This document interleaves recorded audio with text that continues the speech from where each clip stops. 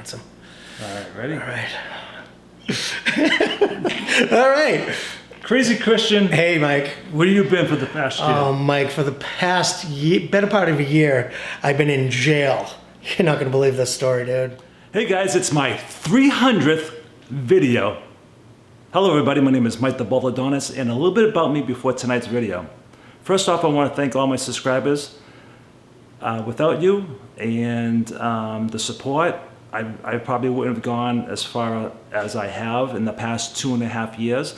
As a person, I keep growing to learn new things, and I think that's what it's all about, personal growth as a person and continuing to grow and having people support you and you support other people, and you know, get the negativity out of your life and move forward. Because the reason why I do this YouTube channel, it's not just because I wanted to for no reason or rhyme or anything like that. It's simply because, well, I have a lot of interesting stories. I think as most people, we all go through something, and being a younger guy, you know, I'm 50 years old, so in my early 20s, I went and did some foolish things, and unfortunately, I didn't have a good mentor in my life, and I chose to open up different avenues of my life because, you know, well, I didn't get along with my stepfather. So because of that, you know, friction was there, and I was rebellious, and I get myself into trouble quite often. I'm a good guy, good kid at the time, and I just did stupid things like so many people do. Unfortunately, I got caught up in a few things like selling drugs, only because I got stranded in Arizona from moving out there for a very short time, and coming back home at 20 years old, I had no money and decided to sell drugs. Ended up getting very busy and doing well for myself, but it came at a cost. Because with greed and money, as you all know, that doesn't go hand to hand. And getting set by a friend by accident, next thing you know, I'm doing 5 years and 3 months in prison. Only to get bailed out, I break my leg in a motorcycle accident while waiting trial. So that extended the going to jail time by a year, and I ruined my leg. And then when I got out of jail, I decided to do steroids, because being in prison, well, I have a prison mentality, and I want to work out and be as big as I can, and then having people, when I come home, egg me on to be the biggest juice head I can be. Well, I let my ego take over and poison myself with all kinds of steroids. I had a heart attack after growing 105 pounds of pure muscle, along with so many health issues along over the years. I'll do that on a separate video about all the health problems, even after steroids. Okay, I talk about, you know, a lot of personal things, a lot of injuries, a lot of personal things that I'm not afraid or ashamed of talking about. And I think I'm being honest and sincere to my audience and to YouTube and to the world about, you know, we all go through certain things. And I'm just not ashamed of telling you some of my personal experiences. You know, I had a blood clot in my leg. I had hernias because I had a groin injury from maybe satisfying myself one too many times. And that led to, I don't want to be too graphic, but the boys hanging down, the cord that holds the boys up snapped, and I had to wait almost 5 years to have that fixed. And then there was a botched surgery, and just, you know, just some more stupid shit. And then it comes down to other things along life. And, you know, as we get older, things change, and I develop migraines and vertigo from today's foods, today's environmental pollution, you know, and it got me sick for 7 years. I had severe dizziness and migraines from chemical pollution. So my house, and I talk about all that, and I talk about all my doctor's visits, and then trying to find myself, I would have to go to, you know, I found another mentor and a chiropractor named Dr. Peter Bacoco, and he's the one that got me onto YouTube, and he became my mentor for 3+ years. I'm not the smartest guy out there, as you can tell, but by having a mentor that leads you and guides you, now I'm on YouTube. I didn't know how to use a camera. I never used a computer besides going online, looking at YouTube or looking at cars for sale. I buy and sell cars as a hobby. I bring you guys along with me, showing you the pros and cons of each vehicle I have. So when I was doing, or not doing, but by seeing Dr. Peter Prococo with my severe dizziness, he was helping me along the way. But I had to see a biofeedback specialist as well to see why the foods with the GMOs, all the gluten and today's dairy and all that stuff, all that's a combined issue with so many people in America or even the world. That's why we have obesity, and it's just, look at Americans now versus 30 years ago. What happened? That's all genetically modified food. That's all chemicals in milk and all that kind of stuff. So I talk about all that stuff. And again, having Dr. Peter Prococo, he helped me set up my own little world of YouTube, and I get to express my feelings, and I get to talk to you guys and have people that relate to my issues, and I become friends with these people. I have people all over the world that I'm very friendly with, and it brings joy to me, because when I did start doing this YouTube channel, having the vertigo, seeing all the doctors, the specialists, and everything I had to do just to try to set my mind straight. Well, along that way, doctors prescribed me medications, and with those medications, gave me suicidal thoughts. And it was kind of ugly for a little while. This keeps my mind active. That's why I do YouTube. My YouTube channel is all over the map, because I don't talk about one specific topic. It's about life in general. As people, we all keep growing, or we talk about different things. Yes, YouTube is set up for one category: sports, fashion, cars, podcasts, whatever the case may be. My channel is strictly because, not strictly, but it's made up to be just a personable experience, because if you have family members and friends you're talking to, you talk about different topics. So that's what I'm doing with you. So it's kind of like a podcast, but with myself. But I bring other people on board, sharing their interesting life stories. So tonight's video is with Christian. Christian, if you're new, let's backtrack a little bit. Now you see me doing drones. So if you start seeing me doing the drones, it's only because dealing with the vertigo, I was not able to get out of the house for several years and enjoy my life. So last year and the year before, I was baby stepping, taking my life back and going on little trips around New England and videotaping it. This year, I get a new drone, and I stepped the level up a little bit. So doing the drone videos helps me with my other videos. So having that incorporated goes a long way. And I keep those videos very short. I keep them like up to 3.5 minutes or whatever it is. So I don't talk in them. I just do the videos wherever I go, and it's part of my mental therapy. So that's why I do my YouTube channel. So let's go to Christian. Christian, he was on my channel from the beginning. He talked about conspiracy theories with 9/11. He talked about his cars. He talked about rock and roll and how he got in trouble by spray painting John F. K. statue. He got arrested, and that's when he was a kid in Boston, Massachusetts. And tonight, he talks about why he went to jail for a year. All right, so I want to thank all my subscribers. I know after watching this, maybe 10, 20 will unsubscribe, but that's okay. I'm not about subscribers. I'm about being a person, talking to you because you're related to me in one way, not related, but relatable with my issues in one way or another. So thank you guys very much. Number 300, and hopefully you're gonna get another 300 more. And just keep tuning in. I'm getting better with my editing. I'm getting better with trying to shorten things up and keeping you guys in the loop. And I want to thank all my subscribers again. I become friendly with a lot of yous, and I appreciate that. All right, so let's get to Christian. Until the next video, everybody. Baldadonis out. I spent a little time in jail, let me tell you how. On August 1st, 2019, I got in an argument with the wife in the morning. She went out, I stewed. She came home, we argued more, I stewed.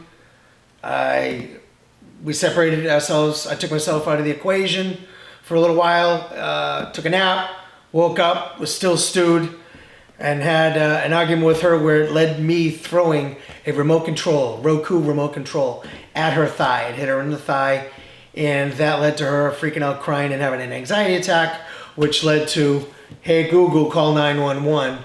Next thing I know, the cops are at my front door, and I'm thinking it's just going to be a quick conversation, and that's it, because I didn't think the argument was that serious. We didn't get physical. I threw a remote control. I know it's a bad thing to do, but it falls under domestic abuse, and so they wound up arresting me and took me to Rockingham. First Londonderry Police. Can I say the city? Londonderry Police Station for a couple hours, and I thought I was like getting out from there. And the bail bondsman came down and was like, "No, you're a threat to society, so you're going to jail for at least the weekend." So I honestly thought I was like going to be in jail just for the weekend.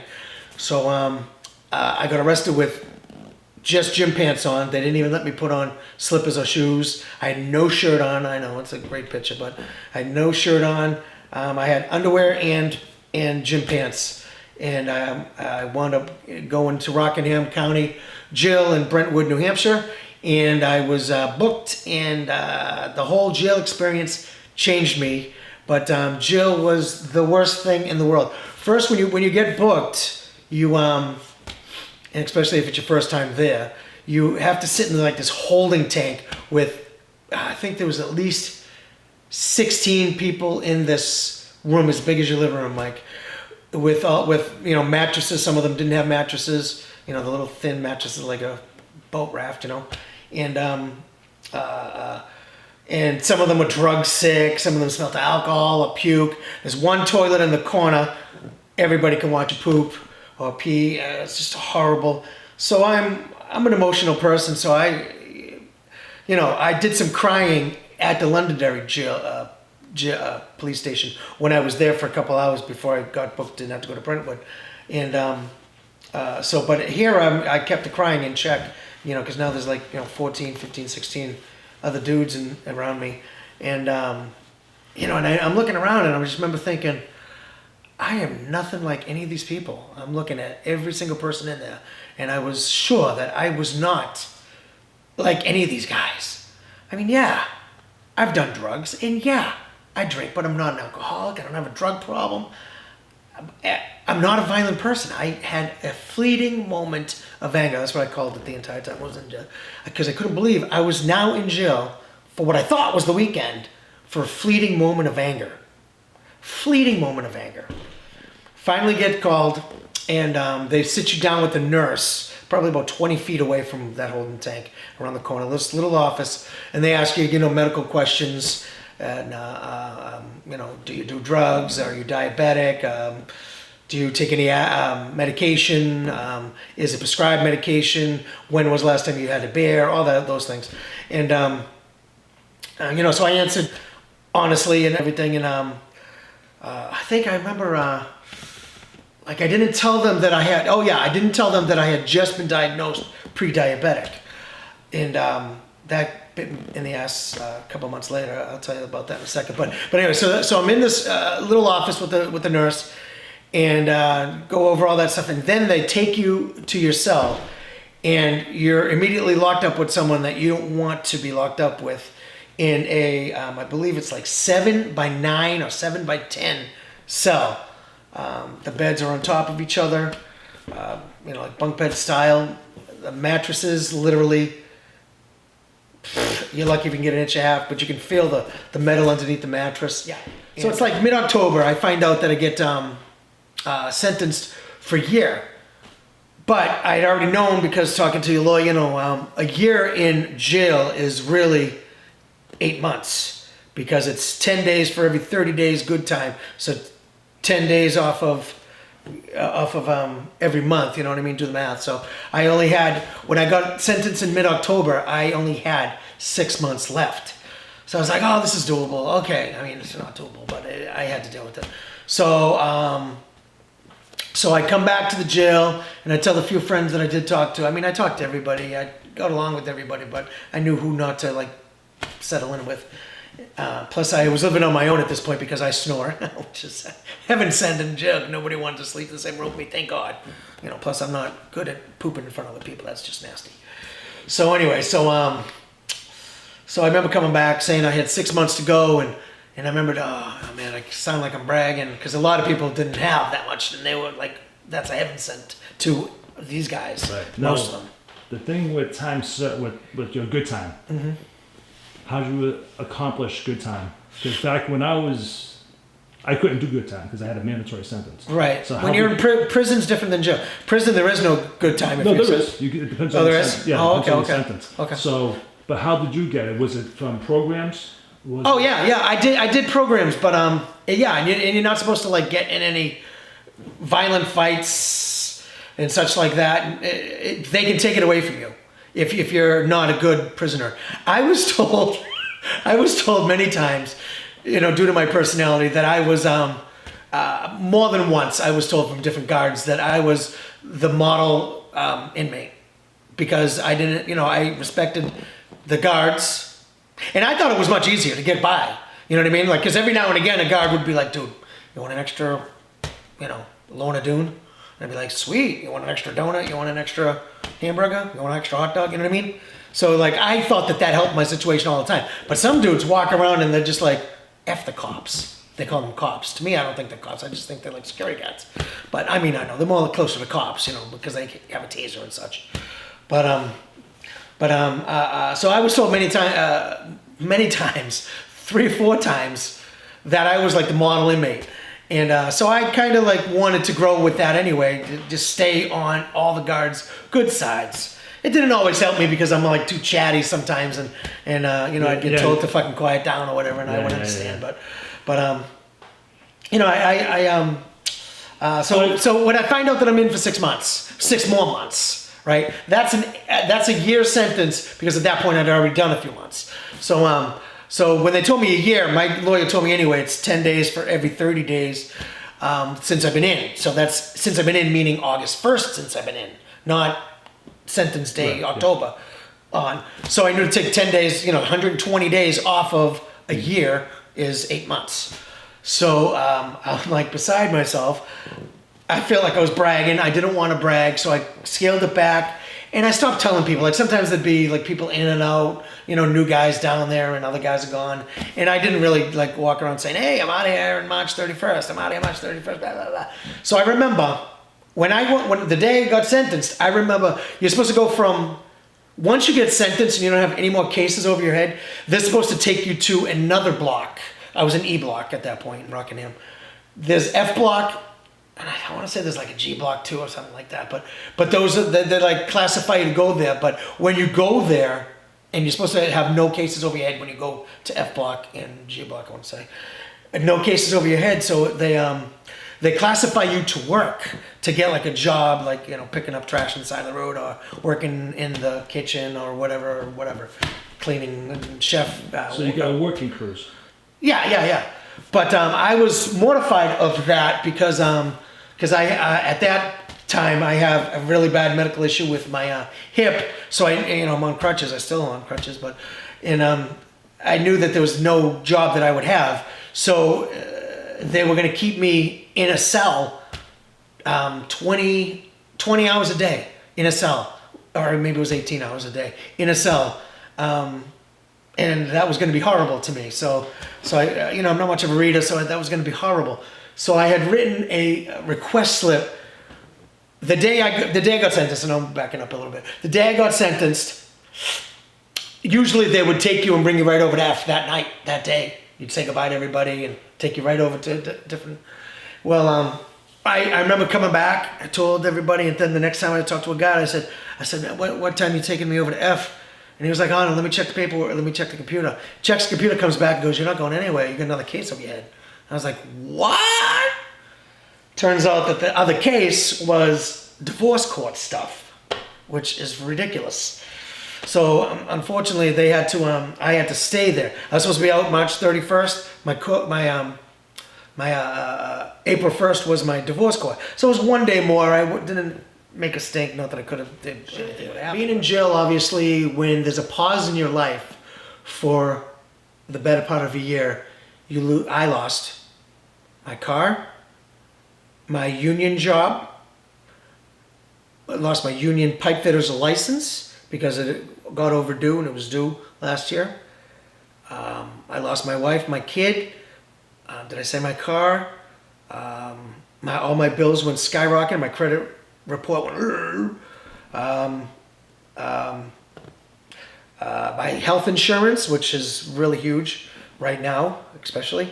I lost everything, and the whole time I was in jail, I just thought, this is the worst thing in the world. There's not a day that you wake up in jail where you're not worried about a possession or a bill or a relationship. Yeah, I lost all my friends. I lost so many friends, it's like ridiculous. I probably could rekindle a lot of those friendships, but unfortunately, when you're arrested for domestic, people automatically label you as like being a wife beater, and a wife beater I am not. But now, obviously, I'm a felon now as well. So a lot of people aren't very nice about it.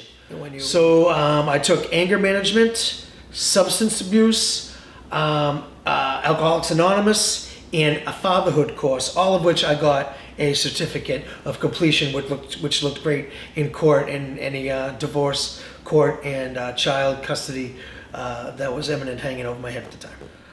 All right, so I get out March 31st, smack dab in the middle of COVID, Corona. I get to my brother's house and I immediately start making phone calls for health insurance, for any unemployment I can qualify for, any stimulus check stuff I can qualify for, disability checks I can qualify for, calling my union hall. And I slowly started realizing that nobody is taking any phone calls. Nobody is returning phone calls. And the world has like changed drastically since I got out of jail, and I'm not getting anywhere with anything. And it took weeks for anything.